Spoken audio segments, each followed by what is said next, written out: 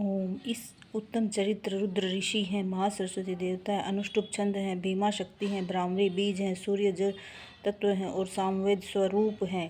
महासरस्वती की प्रसन्नता के लिए उत्तर चरित्र के पाठ में इसका विनियोग किया जाता है।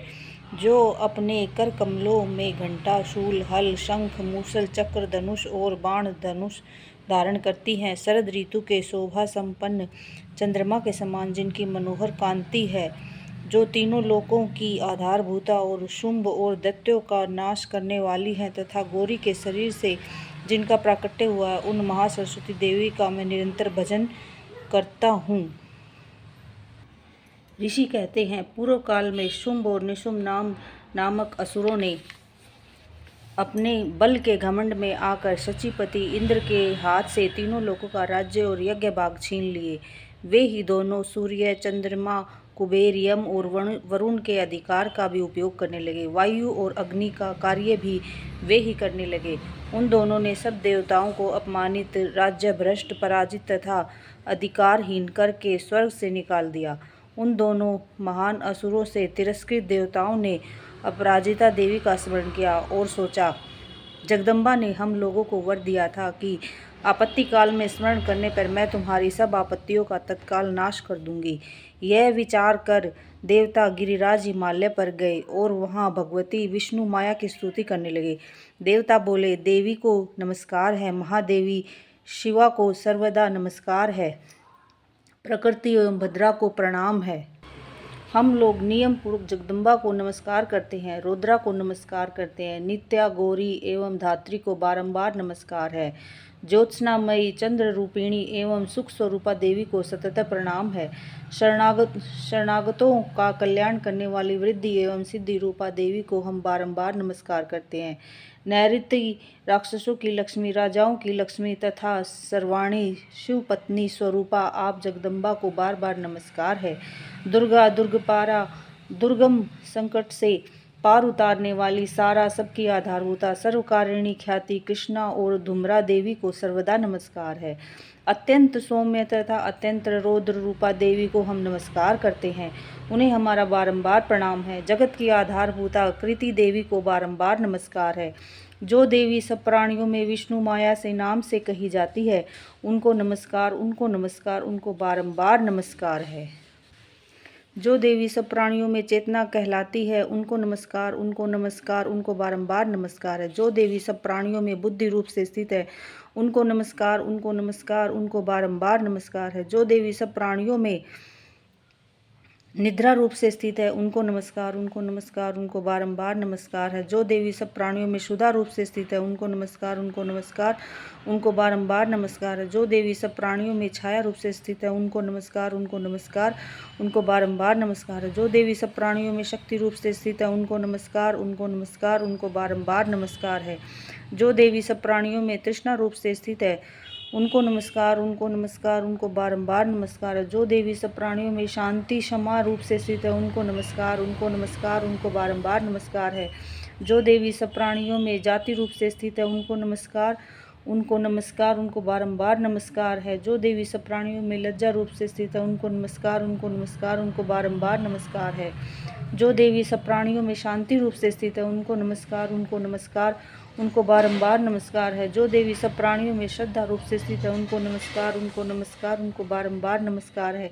जो देवी सब प्राणियों में कांति रूप से स्थित है, उनको नमस्कार, उनको नमस्कार, उनको बारंबार नमस्कार है। जो देवी सब प्राणियों में लक्ष्मी रूप से स्थित है, उनको नमस्कार, उनको नमस्कार, उनको बारंबार नमस्कार है। जो देवी सब प्राणियों में वृत्ति रूप से स्थित है, उनको नमस्कार, उनको नमस्कार, उनको बारंबार नमस्कार है। जो देवी सब प्राणियों में स्मृति रूप से स्थित है, उनको नमस्कार, उनको नमस्कार, उनको बारंबार नमस्कार है। जो देवी सब प्राणियों में स्मृति रूप से स्थित है, उनको नमस्कार, उनको नमस्कार, उनको बारंबार नमस्कार है। जो देवी सब प्राणियों में दया रूप से स्थित है, उनको नमस्कार, उनको नमस्कार, उनको बारंबार नमस्कार है। जो देवी सब प्राणियों में तुष्टि रूप से स्थित है, उनको नमस्कार, उनको नमस्कार, उनको बारंबार नमस्कार है। जो देवी सब प्राणियों में माता रूप से स्थित है, उनको नमस्कार, उनको नमस्कार, उनको बारंबार नमस्कार है। जो देवी प्राणियों में भांति रूप से स्थित है, उनको नमस्कार, उनको नमस्कार, उनको बारंबार नमस्कार है। जो जो जीवों के इंद्रिय वर्ग की अधिष्ठात्री देवी एवं सब प्राणियों में सदा व्याप्त रहने वाली हैं, उनको उन व्याप्ति देवी को बारंबार नमस्कार है। जो देवी चैतन्य रूप से इस संपूर्ण जगत को व्याप्त करके स्थित है, उनको नमस्कार, उनको नमस्कार, उनको बारंबार नमस्कार है। पूर्व काल में अपने अभिष्ट की प्राप्ति होने से देवताओं ने जिनकी स्तुति की तथा देवराज इंद्र ने बहुत दिनों तक जिनका सेवन किया, वह कल्याण की साधना भूता ईश्वरी हमारा कल्याण और मंगल करे तथा सारी आपत्तियों का नाश कर डाले। उद्दंड दैत्यों से सताए हुए हम सभी देवता जिन परमेश्वरी को इस समय नमस्कार करते हैं तथा जो भक्ति से विनम्र पुरुषों द्वारा स्मरण की जाने पर तत्काल ही संपूर्ण विपत्तियों का नाश कर देती हैं, वे जगदम्बा हमारा संकट दूर करें। ऋषि कहते हैं, राजन, इस प्रकार जब देवता स्तुति कर रहे थे उस समय पार्वती देवी गंगा जी के जल में स्नान करने के लिए वहां आई। उन सुंदर भुहों वाली भगवती ने देवताओं से पूछा, आप लोग यहाँ किसकी स्तुति कर रहे हैं? तब उन्हीं के शरीर कोश से प्रकट हुई शिवा देवी बोली, शुंभ दैत्य से तिरस्कृत और युद्ध में निशुंभ से पराजित हो यहाँ एकत्रित हुए ये समस्त देवता यह हमारी ही स्तुति कर रहे हैं। पार्वती जी के शरीर कोश से अंबिका का प्रादुर्भाव हुआ था, इसलिए वे समस्त लोकों में कौशिकी कही जाती हैं। कौशिकी के प्रकट होने के बाद पार्वती देवी का शरीर काला रंग का हो गया, अतः वे हिमालय पर रहने वाली कालिका देवी के नाम से विख्यात हुई। तदंतर शुंभ निशुंभ के भृत्य चंडमुंड वहां आए और उन्होंने परम मनोहर रूप धारण करने वाली अंबिका देवी को देखा। फिर वे शुंभ के पास जाकर बोले, महाराज, एक अत्यंत मनोहर स्त्री है जो अपनी दिव्य कांति से हिमालय को प्रकाशित कर रही है। वैसा उत्तम रूप कहीं किसी ने भी कहीं नहीं देखा होगा। असुरेश्वर, पता लगाइए वह देवी कौन है और उसे ले लीजिए। स्त्रियों में तो वह रत्न है, उसका प्रत्येक अंग बहुत ही सुंदर है तथा वह अपने श्री अंगों से प्रभा से संपूर्ण दिशाओं में प्रकाश फैला रही। दैत्यराज, अभी वह हिमालय पर ही मौजूद है, आप उसे देख सकते हैं। प्रभु, तीनों लोकों में मणि, हाथी और घोड़े जितने भी रत्न हैं वे सब इस समय आपके घर में शोभा पाते हैं। हाथियों में रत्नभूत ऐरावत, यह पारिजात का वृक्ष और उच्च श्रेवा घोड़ा, यह सब आपने इंद्र से ले लिया है। हंसों से जुता हुआ यह विमान भी आपके आंगन में शोभा पाता है। यह रत्नभूत अद्भुत विमान जो पहले ब्रह्मा जी के पास था, अब आपके यहाँ लाया गया है। यह महापद्म नामक निधि आप कुबेर से छीन लाए हैं। समुद्र ने भी आपको किंजलकिनी नाम की माला भेंट की है जो केसरों से सुशोभित है और जिसके कमल कभी कुमलाते नहीं है। स्वर्ण की वर्षा करने वाला वरुण का छत्र भी आपके घर में शोभा पाता है तथा यह श्रेष्ठ रथ जो पहले प्रजापति के अधिकार में था अब आपके पास मौजूद है। दैत्येश्वर, मृत्यु की उत्कांतिका नाम वाली शक्ति भी आपने छीन लिया तथा वरुण का पाश और समुद्र में होने वाले सब प्रकार के रत्न आपके भाई निशुंभ के अधिकार में है। अग्नि ने भी स्वतः शुद्ध किए हुए 2 वस्त्र आपकी सेवा में अर्पित किए हैं। दैत्यराज, इस प्रकार सभी रत्न आपने एकत्र कर लिए हैं। फिर जो यह स्त्रियों में रत्न रूप कल्याणमयी देवी है, इसे आप क्यों नहीं अपने अधिकार में कर लेते? ऋषि कहते हैं, चंडमुंड का यह वचन सुनकर शुंभ ने महादैत्य सुग्रीव को दूत बनाकर देवी के पास भेजा और कहा, तुम मेरी आज्ञा से उसके सामने ये बातें कहना और ऐसा उपाय करना जिससे प्रसन्न होकर वह शीघ्र ही यहाँ आ जाए।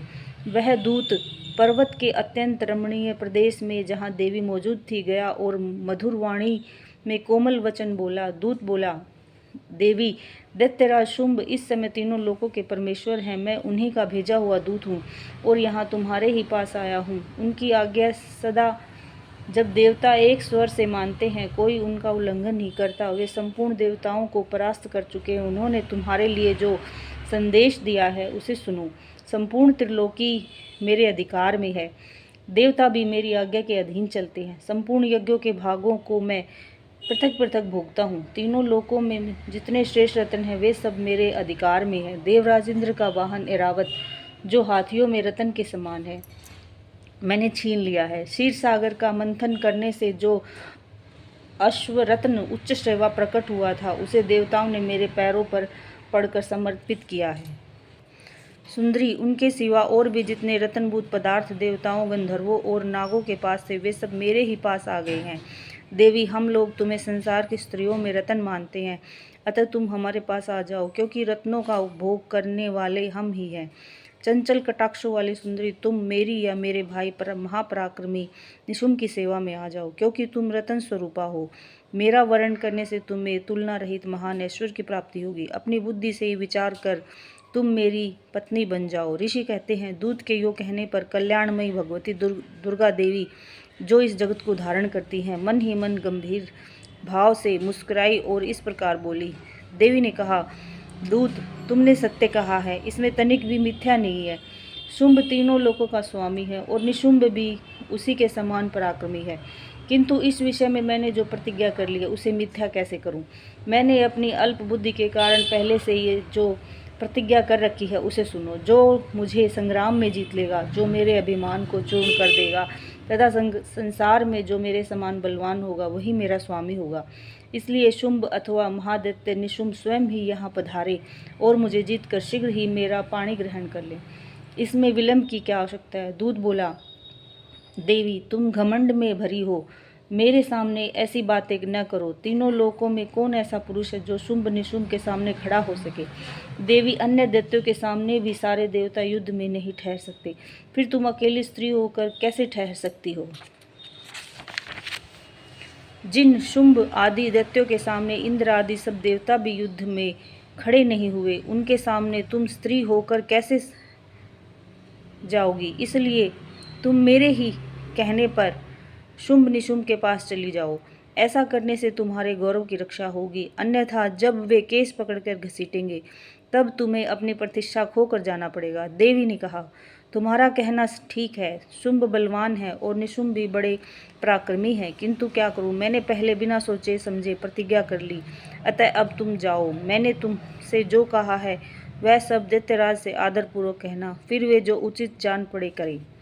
इस प्रकार श्री मार्कंडेय पुराण में सावर्णिक मनवंतरी की कथा के अंतर्गत देवी महात्म्य में देवी दूत संवाद नामक 5वां अध्याय पूरा हुआ। जय।